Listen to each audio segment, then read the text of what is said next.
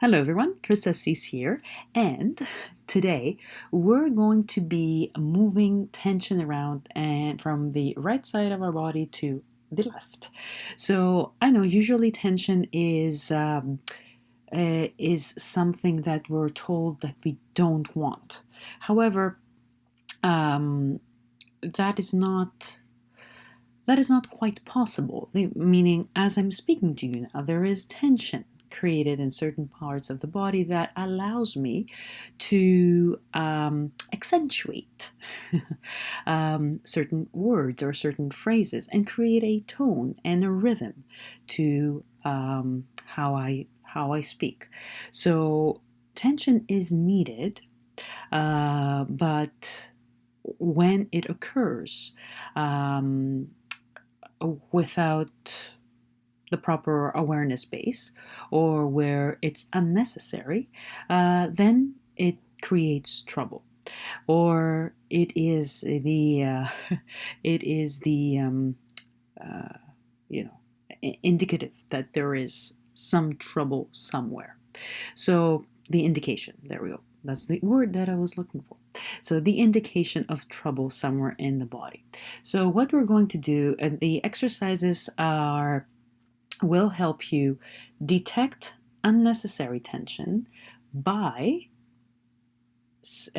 focusing, creating tension in one side of the body. So you set your mind to create tension on the right side and completely relax tension on the left, and then transfer it over as you transfer the weight, or as you're doing a step, or as you're doing your ochos, etc., etc. So this idea has it creates two benefits. One, you have you'll have a different understanding of what relaxation and what tension means. And secondly, you will be able to detect unnecessary tension that you might be holding, or that you might be creating without being aware of. So, with no further ado, here we go.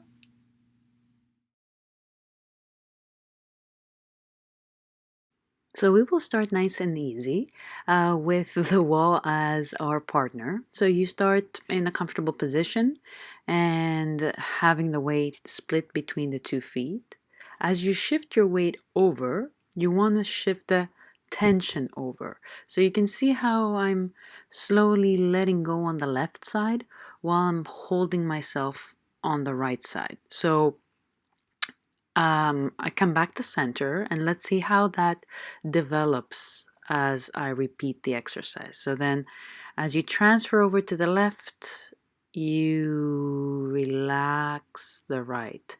And you'll see that now the second time I'm starting to relax a little bit more while establishing that stronger side, that tension over along the left side. So tension is not, as we said, and is not always necessarily negative, as long as it is contained within the necessary amounts.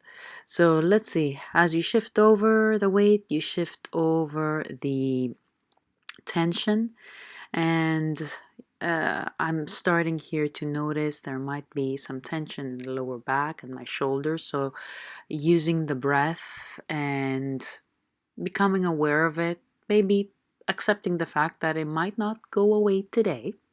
Uh, I try to relax and see if there's any way that I can understand why tension has built up there, and if there's any way that I can get rid of it, maybe through this practice, or having it as a thought, monitor it, and down the road make it a goal to get rid of it. So as you go, you will notice that there might be other strengthening directions, not only on the same side, but also in a crisscross. But they're there. It's just that we're not acknowledging them at the moment. So just try to acknowledge that everything on the right side relaxes or gets tensed. You shift the weight, you shift the tension over as if you have two parallel vessels and you play with the tension, putting it on one and then in the other, the one and then the other. With regards to relaxation, relaxation here can be considered like dead weight, like letting go. That doesn't necessarily apply in our dancing, but try to exaggerate it here. Feel as if half part of your body is hanging from the other half. We're not moving here, we're allowed, so we can allow ourselves to exaggerate a little bit more.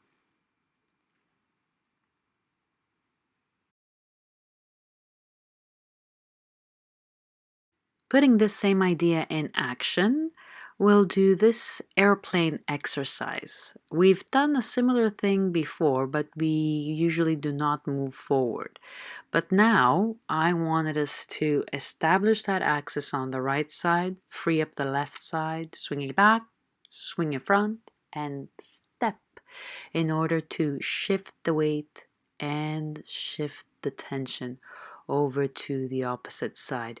So there are many things here that what might of all the things that you noticed that there are applications of them here. So how this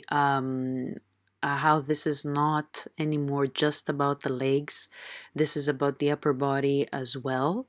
How the lower upper and the lower body communicate, how this is actually this communication is shared throughout the whole body, through the center, through the arms, through the spine, and what happens in between. So as you shift that weight, usually our mind is focused on this position, holding, but this exercise requires that you pay attention to all those stages before and after it. So that is very important. That is very important as well. So this transition from 2 feet to 1 foot that we see constantly in tango, right here, and how the energy from this transition can become another step or an airplane um, balance drill.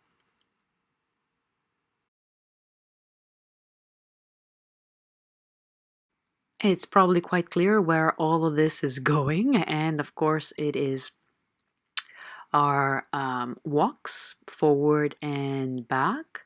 So, the idea here is to shift the weight and shift the tension over to one side of the body and then to the other.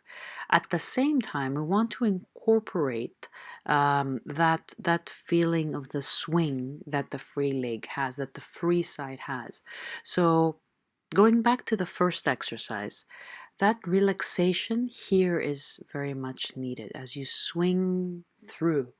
You want to relax, only you don't want the free leg now and the free side, the relaxed side, to be dead weight. The difference between the first exercise and our actual walks is that relaxed and free of weight doesn't mean dead weight. It just means tension free. So because if it's dead weight, it's just a drag, right? So we want to be prepared for that shift of weight and shift of tension, but at the same time, we don't want unnecessary tension on that free side. So this is how we are putting the two exercises together. By the wall, you were able to completely relax the free side. When we were doing the balance drill, that complete relaxation, that dead weight type of free side cannot be applied or you would be falling. So that's the kind that comfortable filled with awareness in between is what we need to bring into our walks. Coming towards you, you will, as you will see, I'm trying to constantly be aware of how my hips and my shoulders and my whole free side of the body is feeling. Some checks you can make is something such as this, gentle swings. When you shift over, see if you can easily move within the hip and if that movement can be taken up into the body. If that is okay and there's, as you do it, there's no jeopardize of the standing, of the tension side, then that is your clue. You are ready to start moving. So let's see this one more time. So from 2 feet, I'm starting to move the free leg, making sure there's no jeopardize on the standing side. When I'm fully able to move and I'm strong on that axis, I take a step. And that same, you want to keep that same feeling of relaxation but readiness throughout this whole exercise. So take as much time as you need in positions such as this, where you're testing the waters, ensuring that the free leg is actually free, it is ready to swing, and then take a step. As you shift the weight, you shift the tension.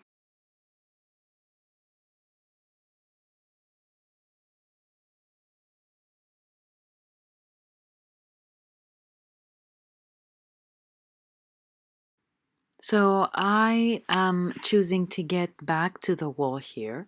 Uh, Feel free to skip any steps if you like to, but I wanted to present this practice to you as more as organically as it happened.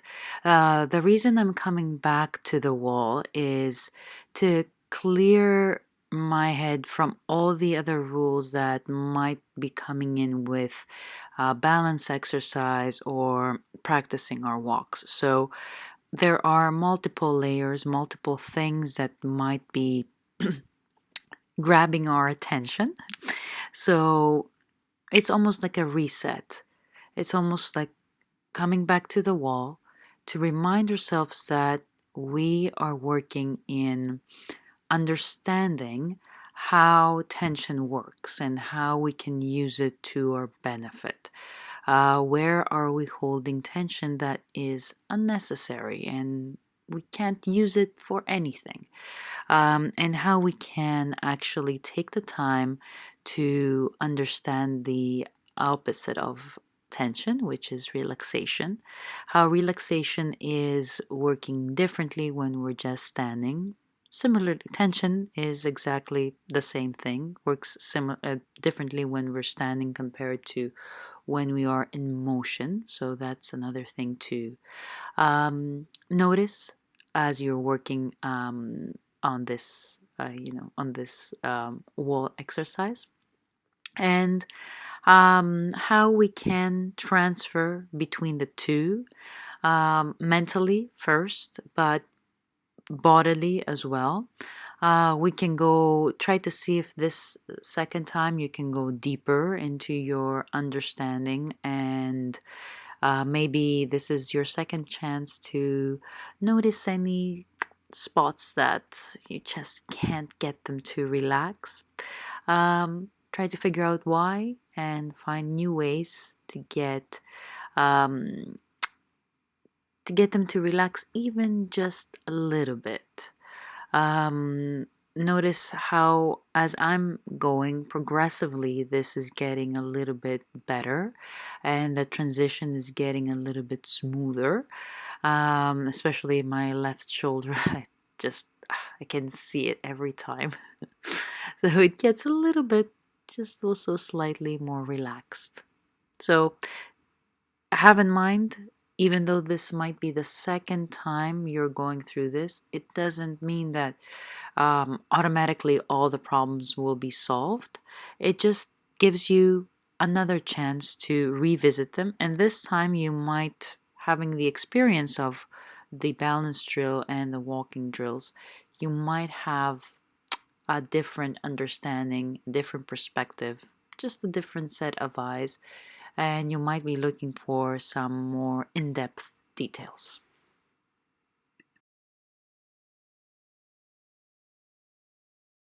So before going to Four Ochos, I'm giving myself another set of walks. This time I am looking to make that transfer of tension between the two sides of my body a little bit smoother and a little bit more continuous, except for when I'm meeting the wall.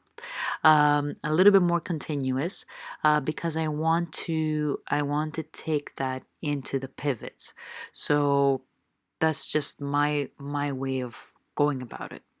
It doesn't mean that you have to follow the same recipe, but I think that after going through the wall exercise one more time, the second time round, there was a lot more smoothness in transferring the tension from the right to the left, and I want to see how that can be possible while moving, without, of course, losing the focus of taking the tension from the right, shifting it over to the left, and taking a step and transferring that tension as you're transferring the weight. And yes, you've probably noticed that there is tension in the crisscross direction. We're just not paying attention to it at the moment.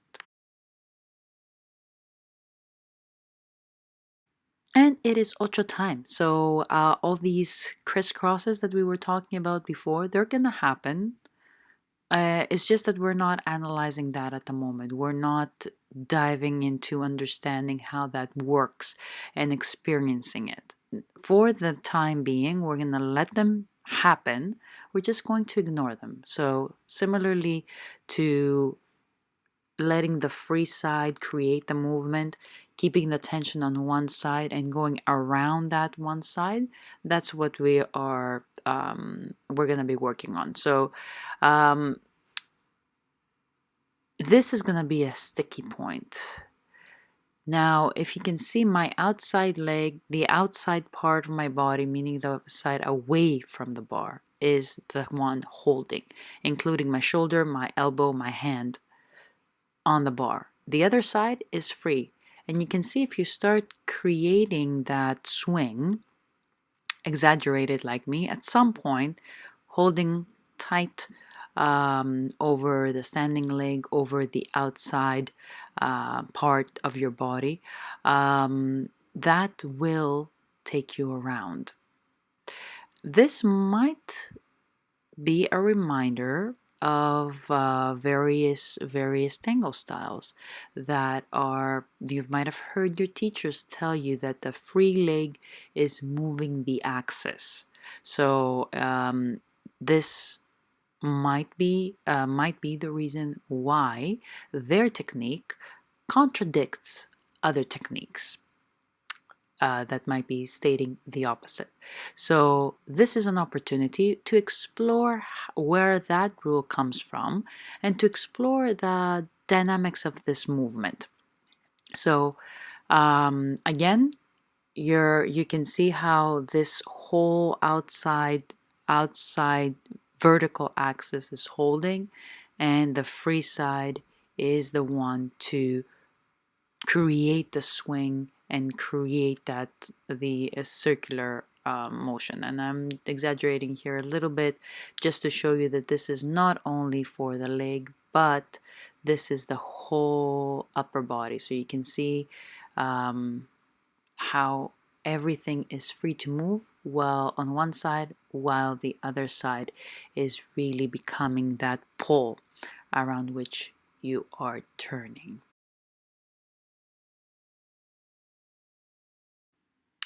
We're going to explore the same thing, doing forward ochos, of course. One thing I want to mention here, this is the exact same thing as we were doing before. Instead of going forward and back, like you see here, we're turning. So try to put that in mind, that this is just a little bit of a twisted sort of step, but it's not something completely different. So that's why this video has this progression: doing something outside of tango, doing a walk, going back to something outside of tango, back to the walk, progressively getting to the ochos. So that's one thing to have in mind. The second thing is, we were talking about this pole, and oftentimes I know that when our teacher says, imagine going around, imagine this pole and you're going around, and everyone is imagining a really straight pole. But interestingly enough, that's not how our body works, because our body is not made out of steel. And when you're trying to turn, of course, you can muscle it and not allow any other type of movement to happen aside from a perfect, really tense turn.